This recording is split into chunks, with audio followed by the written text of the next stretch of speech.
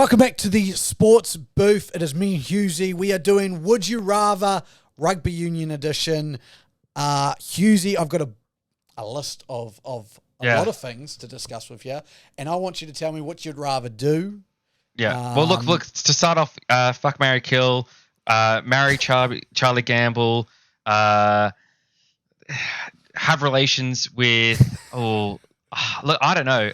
Tate McDermott's got that really nice hair, so probably Tate McDermott. He's cut it. Yeah, but it's not about the length. It's the like silkiness of it. I see. Okay, all right. Yeah, and then kill, or I don't know. I mean, he doesn't play anymore, but probably Richard McCaw, just because of all the crimes against Australia he's done. So, yeah. There you go. Fuck Mary. That was your first question, right? Yeah. But yeah, I'm good to know that you'd have relations with Tate McDermott. I'll make sure I highlight that. Okay, let's kick us off. The first one. Now, this one should be an easy one for you, I'd imagine, but I'll still put it out there. Would you rather a world-class front row or a world-class back three? Look, I mean, you're playing on my past as a prop here, right? I think I can't escape that. I think I would much rather a world-class front three because, I mean, I just saw what Ellis Genge did to Australia last year, and I love his name as well, and so. Yeah, I can't go by that. Angus Bell is one of my favourite players as well. And, you know, unfortunately, the Tars seem to have lost him for the season, but hopefully he's back for the World Cup. And, yeah, so I'd much rather have that. And then it affects a lot of other aspects of the game as well. Like, if you have a world-class hooker, you've got a great line out there as well. And, yeah, props can be damaging. You know, it's much like chess. Props and pawns, same thing, you know? You get a prop to the end of the board, and suddenly he's a queen, you know, because he scored a try. There you go. I love that. Okay, second one. Would you rather play at a sold-out Twickenham or play at a sold-out MCG? Ooh, that's a good one. Sold-out MCG, I think, because as great as Twickenham is, MCG it's got a mythology about it that I think even Twickenham can't match. I mean, maybe it's just because I've been raised here in Australia, but the MCG is the ground, you know? Yeah, it's tough. I think prior to me moving to Australia, I would have easily said Twickenham because I didn't realise the value the MCG holds. And I'm not just speaking value as in, like you said, like, you know, that feeling, but it's even just being there and seeing how massive it is.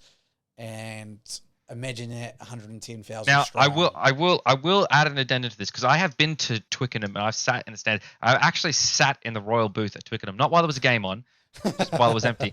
But I would say if the reigning monarch of the United Kingdom and the Commonwealth was attending the game, I would say Twickenham. That would affect it for me. If I could play in front of the king, I would say Twickenham. Fair enough. Okay, so if the king travelled down to the MCG, I'd say the MCG. You know? Right. So we've got the MCG unless the king's there, and then you go wherever the king goes. Okay, yeah. Would you rather Nick White or Faf de Klerk?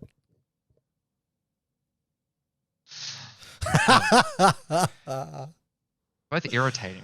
This is where I'm going to cut to the incident where Faf de Klerk. Yeah. Nick White, because as we all know, I'm a sucker for a great mo. So, you know. Yeah, I know. I love that. I mean, yeah, like just, you know, he's the broom and he can sweep me away. Swept me off my feet. Okay, Nick White over Faf de Klerk. You heard that, all you South Africans out there? Would you rather never drop a ball again or never throw a bad pass? Oh, never drop a ball again. Easy. Yeah? Because if I throw a bad pass, I can always blame it on the guy that was supposed to catch it. Not if it's a bad pass. That's what I'm thinking. Yeah, but you could just drop bullshit. Ball, you could do the opposite with the drop ball. If you drop a ball, chances are. If you can get a hand on it, you should catch it, right? If you can get a hand on it, you should catch it. Okay. Right? That's what the coaches always said to us, right? That's what the coaches always said at Knobs. This is your Australian rugby being wrong. It's definitely not that. Like New Zealand rugby will teach you not if you get a hand on it. If you can get 2 hands onto it, you should catch it. Not even just one hand. Maybe that's why you drop so many pills over here. It could be. It could be. Maybe that's a Eddie Jones. Take that down. Like that's the answer. Look, no, I would rather never drop a ball again than never throw a bad pass again, because I drop balls more than I throw a bad pass. So there you go. See, my game overall would be better. Look, I'm different. Touch I'm rugby this last week. Touch rugby this last weekend. I was on fire, mate. You would have been proud of me. Just tearing it up at Pennant Hills Park, and I dropped 2 balls and threw 1 bad pass. So there you go. I'm eliminating 2/3 of my mistakes if I never drop a ball again. Look at you go. Okay, would you rather Rugby 08 or a new up-to-date rugby game? So, like, you talk about Rugby 08 remastered for current times or a completely new? Just a completely new, because if we remaster it, we know that's an easy one. So you've got to it's the unknown out there. So would I rather play Rugby 08 as it exists today?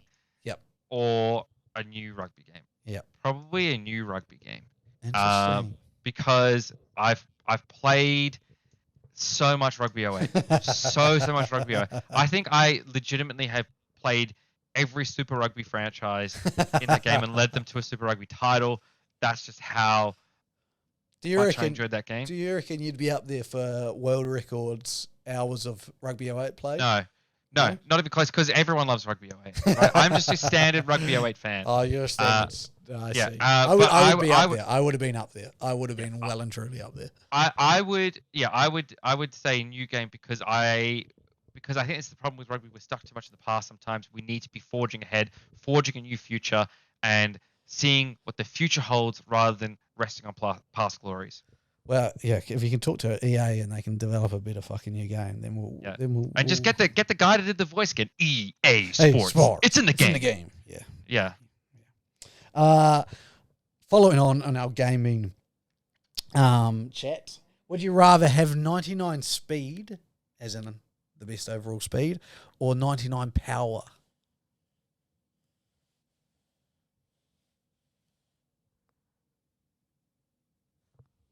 Good. For me, because I've always been a front row, 99 speed, just to know what it's like,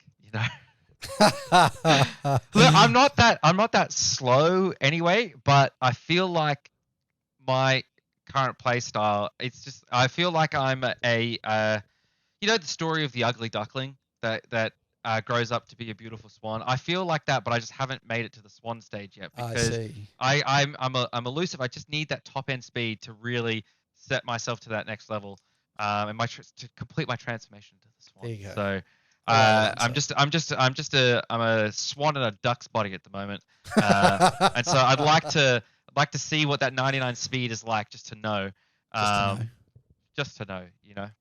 Yeah, fair enough. I've got 2 more for you. Yeah. The second to last one is: would you rather a Rugby World Cup final? So you're imagining yourself right now. You're going into the final. Not you as a player, but the Wallabies are. We don't know the result yet. So you've just got the chance to win a Rugby World Cup, or would you rather a Bledisloe Cup win? So guaranteed win. Oh, that's a really good one. Versus a chance. That's a really good one. That's a really good one. I would probably take the Bledisloe Cup win. Not because I don't think that we could win the World Cup final, but to have look, a bird at hand is worth 2 in the bush, right? So I'll take the guaranteed win. I take the safer option. Boo me all you like. I'm not a gambling man. I would take the Bledisloe Cup win, because as well, it's just been so long since we've had a Bledisloe Cup win. There's multiple things that point towards a Bledisloe Cup, but the fact that it's a certain win, which it is this year anyway, the fact that it's a certain win, I'll take that. Okay, and then he went crazy. All his points were so good up until then, and then he went crazy. Final one: would you rather win a World Cup final with a drop goal, or a conversion from out wide? So a drop goal from in front, let's say 30 metres, or a conversion, you've scored last play of the game, conversion to win it. Conversion from out wide, easily. You easily. want all that pressure, you want that soaking it up. And because a couple of reasons, right? I think the build-up, as you're right, the pressure to a conversion or a penalty kick, right, is so much more than from a drop goal. But that's just from a crowd perspective, right? Because everyone is sitting there waiting for that moment. I mean, we just saw the Super Bowl last year, won on a last-second field goal. And even though it was a gimme kick, there was so much pressure leading up to that moment. And the jubilation afterwards is so much better because all your teammates aren't running at different parts of the field. Everyone can run to the same spot kind of thing. You score twice because if it's a conversion, you have to have scored a try and then you have to kick the goal, right? So it's like two things have to come together for you. So it's just that much better. And I'm always going to bring this up. I don't think I could go on a podcast without bringing this up. Waratahs winning the Super Rugby Championship was that kick from Foley, and that was just one of the greatest moments I've ever had sporting-wise in my life. And I remember that in that whole situation, the energy of everyone being directed towards that moment. I don't think it's the same as a drop goal. I think all of that build-up, I think it all being so squarely on one player at that point. Like the drop goal relies also on the pass to be right, the other players to be setting up the other team to be further back. When it comes down to just that one player, I think that is more of a heroic moment and will stand out for me more than a drop goal. I love that. Love that answer. Love all of your answers so far, actually, Hughesy, other than some rubbish that you spit about how guaranteed Bledisloe you're going to win this year. We have been the Sports Booth. If you would like to disagree with Hughesy, let us know in the comment section. It's always fun too. If you'd like to give us any ideas. No one likes to disagree with me. People just disagree with me, but no one wants to do it.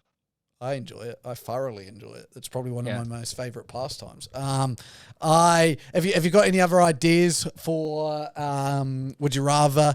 Chuck them in the comment section. Yep. Feel free, if you enjoyed, to subscribe, like, all of that good thing. We'll be back again next week with another one of these. For now, goodbye. Peace.